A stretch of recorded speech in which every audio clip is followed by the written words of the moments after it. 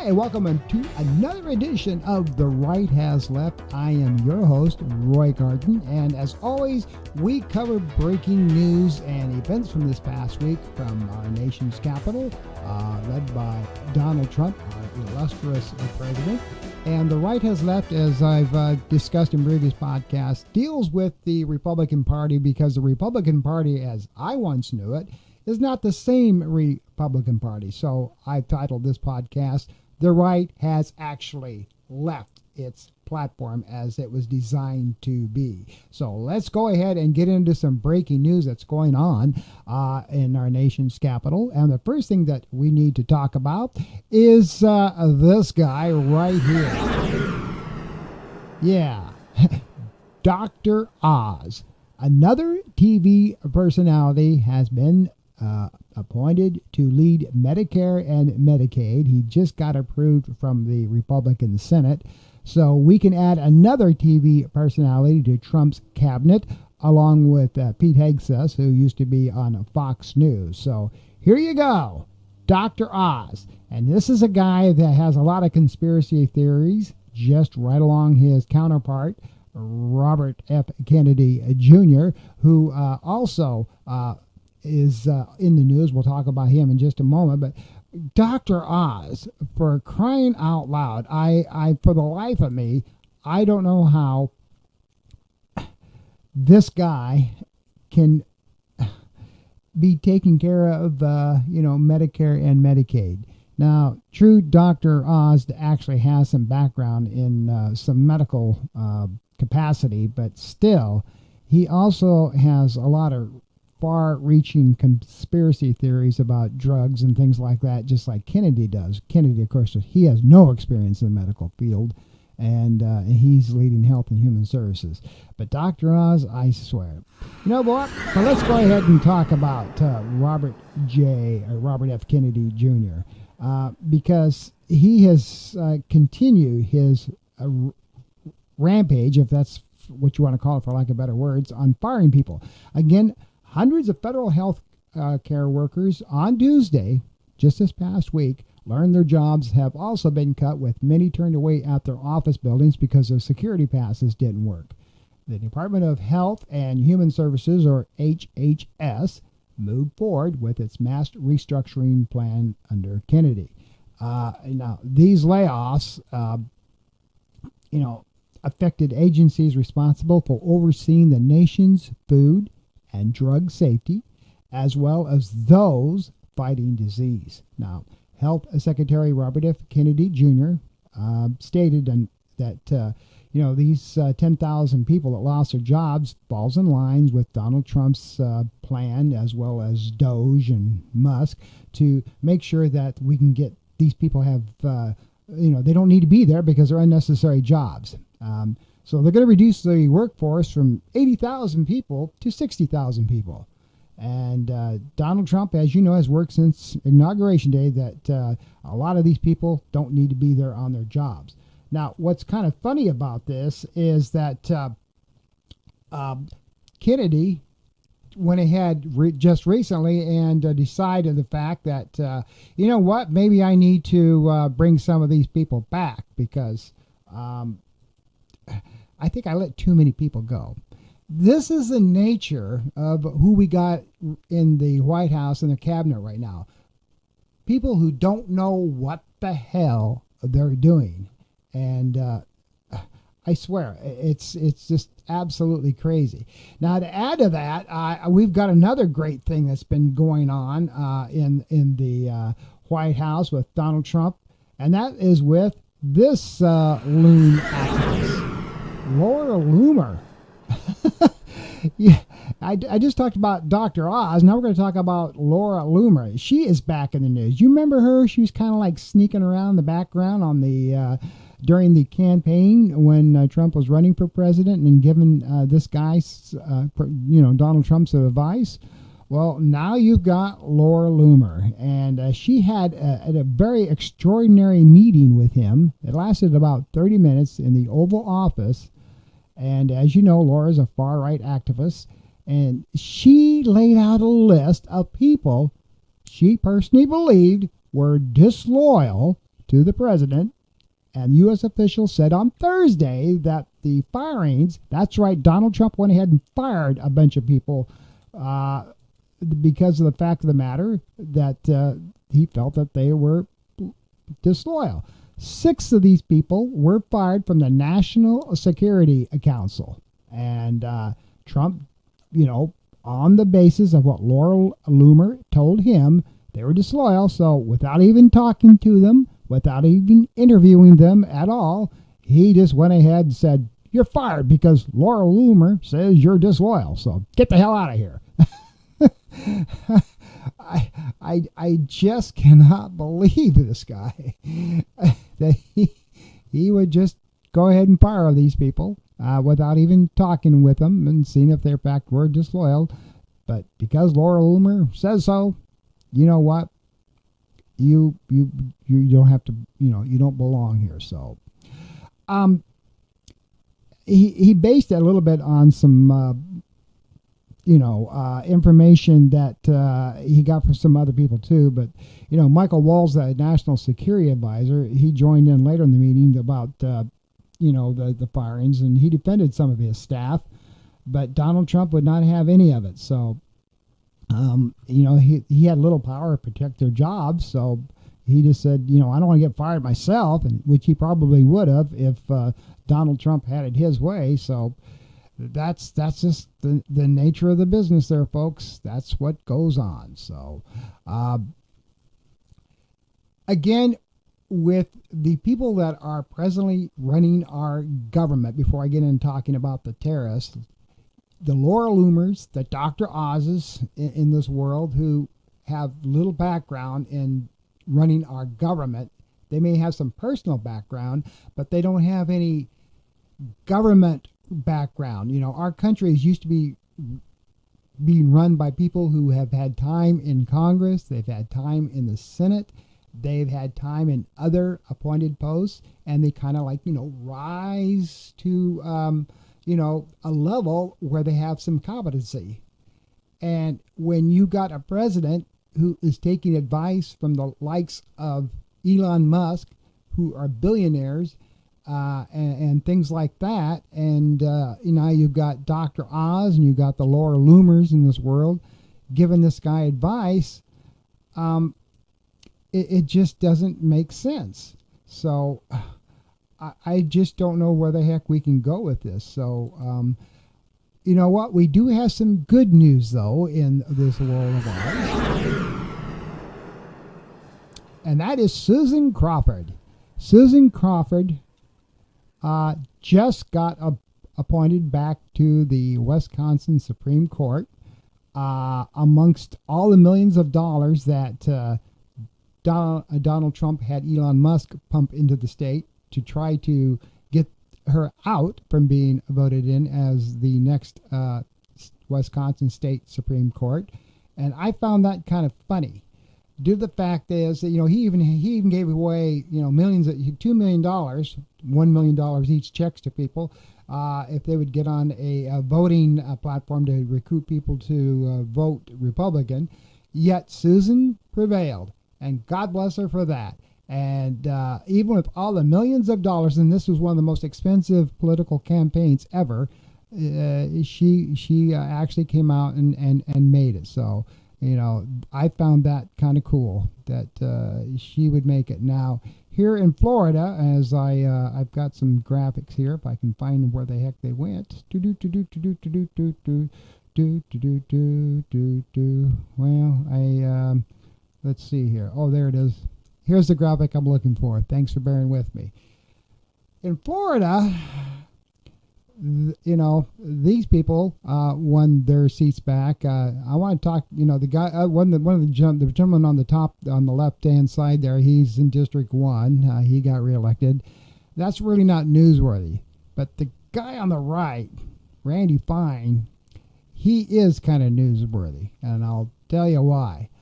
I have personally met several times when I used to live in Brevard County. Randy Fine, I've talked to this guy. He is basically kind of an oversized Matt Gaetz as far as his attitude and the theatrics that he does. He's flipped the middle finger off to people on media. He has called one school board member a whore because of, anybody goes against him, he's kind of like Trump in a lot of ways. He just throws it right back at him. And I mean, he degrades people. And I guess if there's a shining light anywhere, these two people did not win by landslides. They didn't even win by high margins. They barely got their butts back into office. And I know most people who are staunch Republicans says, well, as long as they got reelected, hell, that's all that matters, isn't it? Yeah, well, the thing of it is come election time in 2 years when we have the races open wide up, because this was just a fill-in race to fill the seats. This gives some telltale signs that not everything in the world is as good as it seems. So, they didn't win by large margins. So I just want you to be aware of that.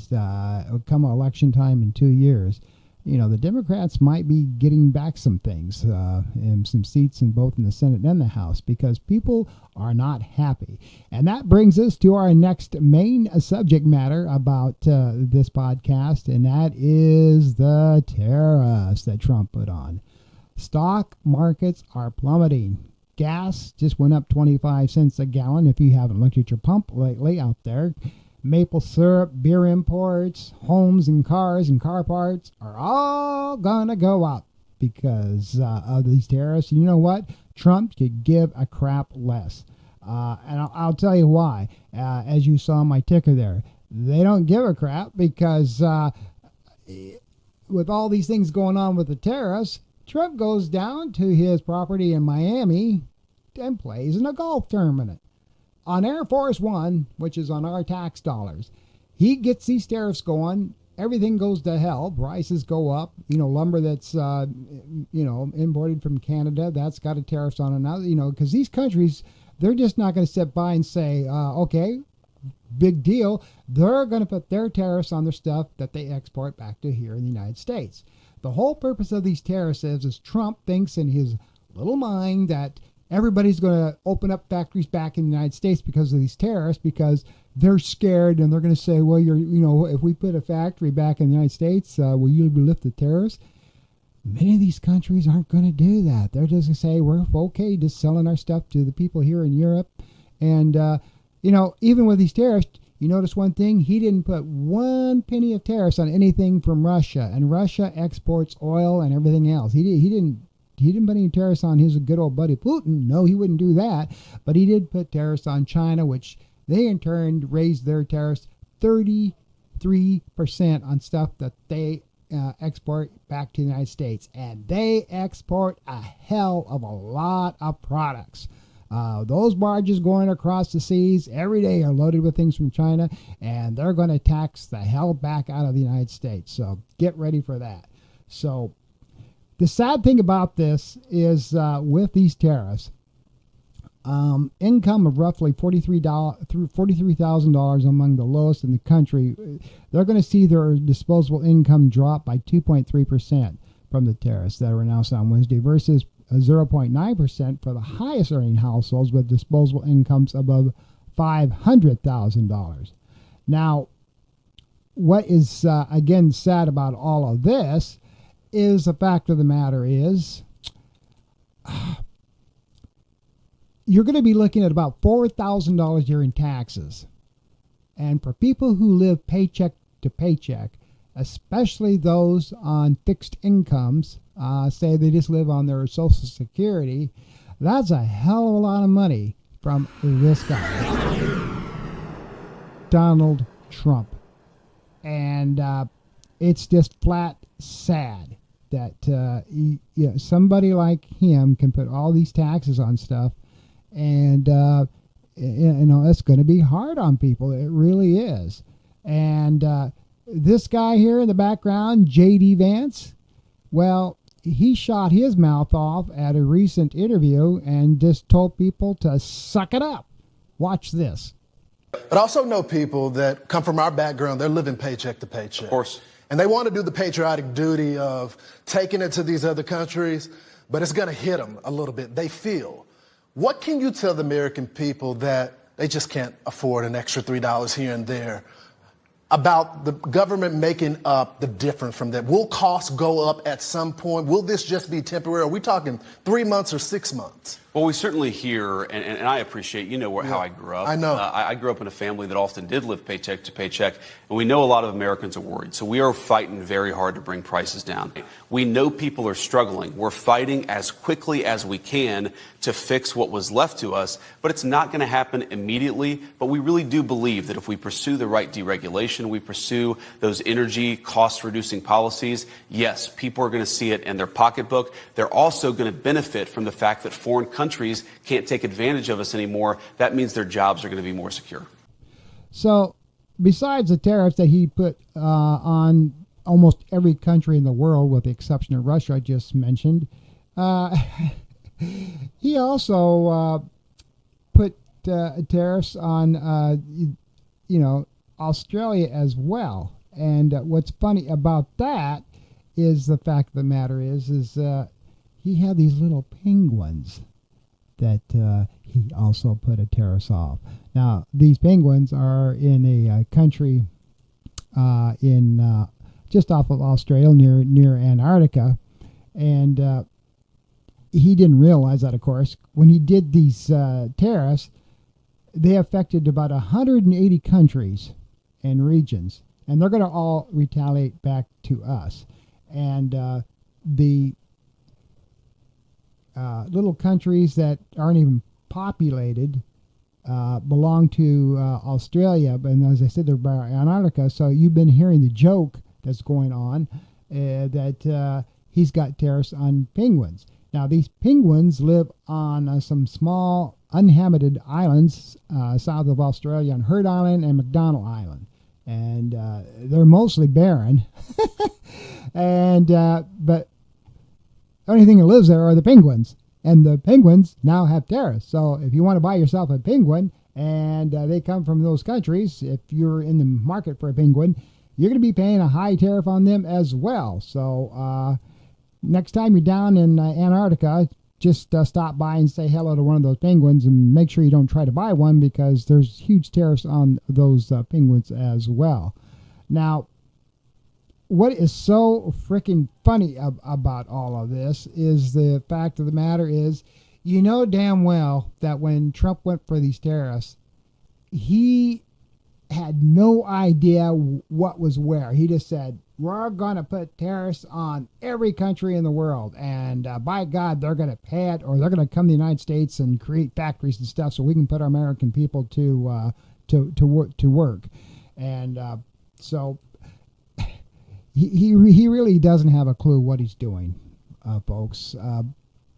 He really doesn't. So I don't know how we can a matter of fact, do anything in this world when you've got people like that go around and create these ridiculous tariffs and don't even research anything that they do. As I said at the beginning of my podcast, and I've got a degree in entrepreneurship and business administration, okay? So I know a little bit of what I'm talking about. Tariffs do work if they're applied appropriately for the purposes of what you're trying to negotiate. But when you do tariffs in the way that Donald Trump does it and just puts them across 160 countries in the world and say, y'all got tariffs on you now, so I'll lift them if you just all come to the United States and do business here. He thinks that his bully tactics work. And these countries also have customers elsewhere in the world, and they're all going to band together, as they've already done, like China, and just increase tariffs higher than his at 33+% on goods and services that they're going to send back to the United States, and we're all going to pay for it, the consumers. Now, the billionaire buddies like Trump has, that's nothing to them. They don't care about paying a little extra because they got the money to do so. But common folks like you and I, we can't absorb this. It's going to hurt our pocketbooks tremendously, and people are already seeing that. Now, if you haven't had a wake-up call already in your brain and use some critical thinking skills, this isn't going to work. And I know J.D. Vance says, well, it'll smart for a little while, but it's all going to work out and you're all going to be okay. Well, the stock markets are telling you something differently, aren't you? The price at the gas pump, it's telling you something differently now, isn't it? So, I beg to differ with these folks about what they think about what these tariffs are going to do. And finally in the news on this podcast, TikTok's got more life for another 75 days. Donald Trump extended TikTok. Now, again, TikTok was this close to getting purchased by a U.S. entity, and China stopped it. And why did China stop it? Because of the tariffs. They said no sale, Donald Trump, because of just what you did to us as far as those tariffs. So TikTok, it didn't go, did it? So there you go. There's the news from this past week, both nationally and here in Florida. I'm Roy Garten, for your host from The Right Has Left. I hope you enjoyed this podcast. Until next week, you all try to have a good and happy and fun week. Until then, take care.